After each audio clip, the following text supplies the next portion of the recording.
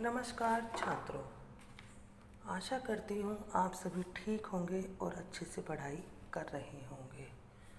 कल हम पाठ नंबर 4 राम का वनगमन पढ़ रहे थे, जिसमें हमने यह जाना कि जो राम है वह वन में जाने की बात कह रहे हैं। कौशल्या उन्हें मना कर रही है कि राजा ने जो उन्हें आज्ञा दी है वह गलत है और वह इस आज्ञा को ना माने। तो यह सुनकर राम कहते हैं कि माते, यह राजा क्या नहीं, यह पिता की आज्ञा है। तो अब हम आगे का पाठ पढ़ेंगे। लक्ष्मण से राम का संवाद जारी रहा कि राम लक्ष्मण से कहते रहे कि वन में जाने की तैयारी करो। संवाद होता है बातचीत, कि वो बातचीत करते रहे। राम ने वनगमन को भाग्यवश आया उलटफेर कहा और राम ने लक्ष्मण को कहा कि हमारे भाग्य में ऐसा लिखा था, इसीलिए हम वन जा रहे हैं, कि यह हमारा भाग्य ही था वन में जाना। लक्ष्मण इससे सहमत नहीं थे। वे कायरों का जीवन मानते थे कि जो लक्ष्मण थे वे इस बात से सहमत नहीं थे और वह इस बात को कायरता मान रहे थे कि उन्हें वन में वे जाने की बात कह रहे हैं, तो वह इस बात को कायरता कह रहे थे।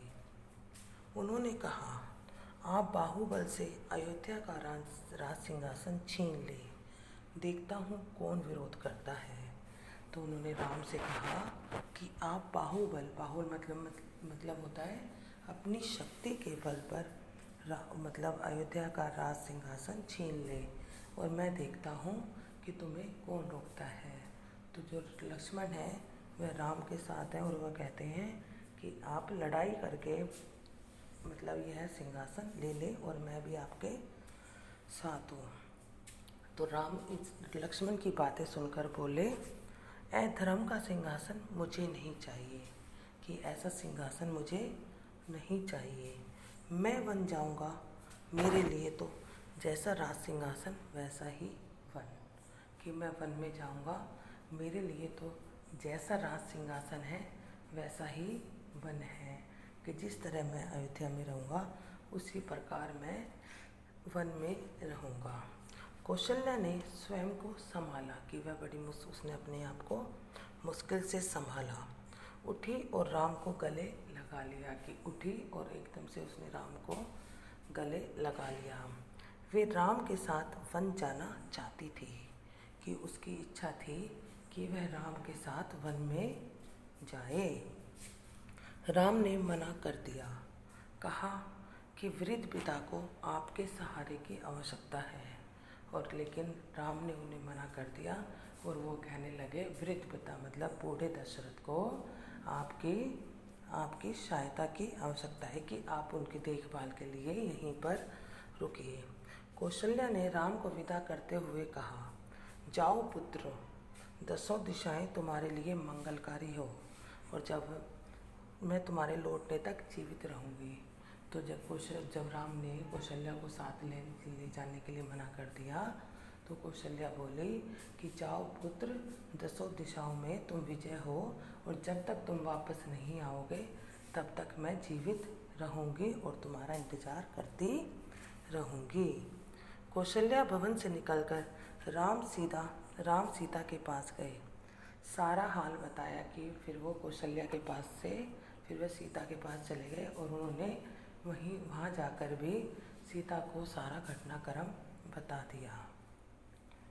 विदा मांगी, माता पिता की आयु का उल्लेख किया, उनकी सेवा का आग्रह किया। कहा, प्रिय तुम निराश मत होना, 14 वर्ष के बाद हम मिलेंगे।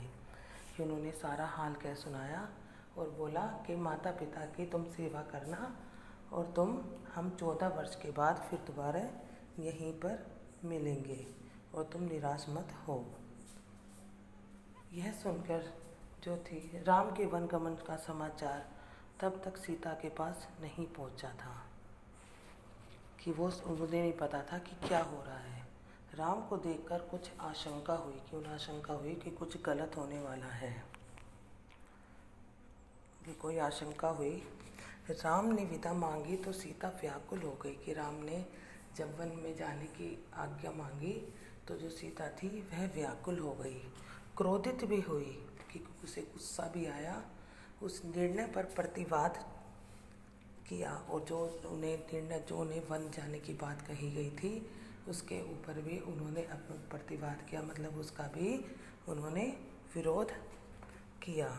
राम नहीं माने तो सीता ने उनके साथ जंगल जाने का प्रस्ताव रखा कि जब राम नहीं माने तो उन्होंने जंगल में जाने का प्रस्ताव रखा कि मैं भी आपके साथ जंगल जाऊंगी, कि मैं आपके साथ जंगल जाऊंगी।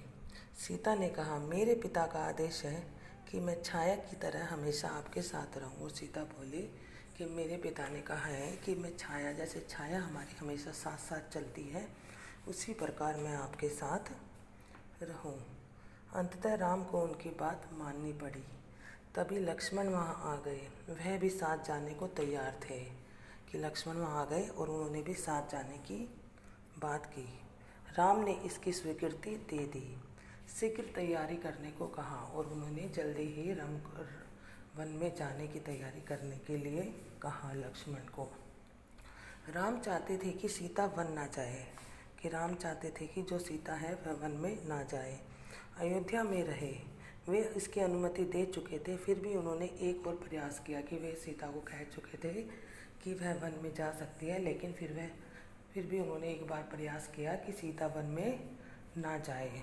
और वह बोले, सीते वन का जीवन बहुत कठिन है। और वह कहने लगे कि सीते, जो वन का जीवन होता है वह बहुत कठिन होता है, न रहने का ठीक स्थान, न भोजन का ठिकाना, कठिनाइयाँ कदम कदम पर। और वो कहने लगे कि वन में ना तो रहने की जगह होती है, कोई ठिकाना होता है, न ही खाने का कोई स्थान, और जगह जगह पर तुम्हें मुसीबतों का सामना करना पड़ता है।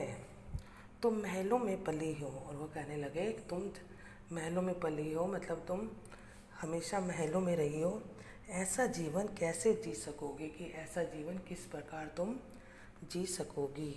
सीता ने उत्तर नहीं दिया, मुस्कुरा दी, कि सीता ने कोई उत्तर नहीं दिया, बस वह मतलब थोड़ा मुस्कुरा दी।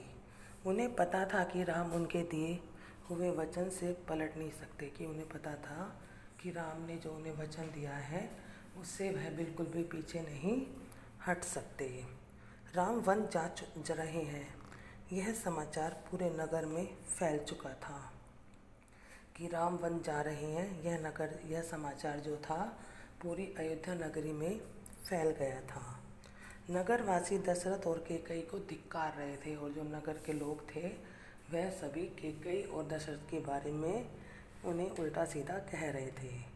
कुछ देर पहले तक जहाँ उत्सव की तैयारियाँ थी वहाँ उदासी ने घर कर लिया, कि जहाँ पर थोड़ी देर पहले राज्याभिषेक की तैयारी वो चल रही थी, सब बहुत खुश थे, वहाँ एकदम से उदासी छा गई। सड़कें गीली थी लोगों के आंसुओं से, कि जो सड़कें थी वह गीली थी लोगों के आंसुओं से। सब सड़कें जो थी वह गीली थी लोगों के आंसुओं से, कि सभी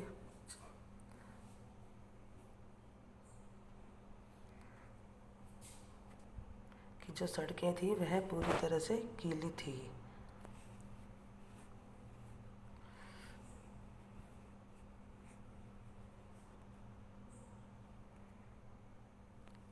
अरे हाँ, जा निकल जा, अरे निकल जा।